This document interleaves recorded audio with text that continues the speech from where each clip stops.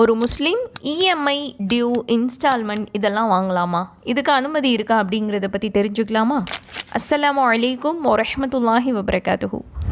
ஒரு பொருளை அதோட ஆக்சுவல் ப்ரைஸ் இல்லாமல் அதற்கான வட்டியோடு சேர்த்து மாதம் ஒரு குறிப்பிட்ட தொகை கட்டி வாங்குறது தான் இஎம்ஐ, டியூ, இன்ஸ்டால்மெண்ட் அப்படின்னு வெவ்வேறு பெயர்களில் சொல்லப்படுது. இந்த மாதிரி இஎம்ஐ, டியூ, இன்ஸ்டால்மெண்ட்னு வாங்குறத இஸ்லாம் முழுமையாக தடை செஞ்சுருக்குது. இது முற்றிலுமாக ஹராமாகும். இதில் வட்டி அப்படிங்கிற மிகப்பெரிய பாவம் அடங்கியிருக்கு.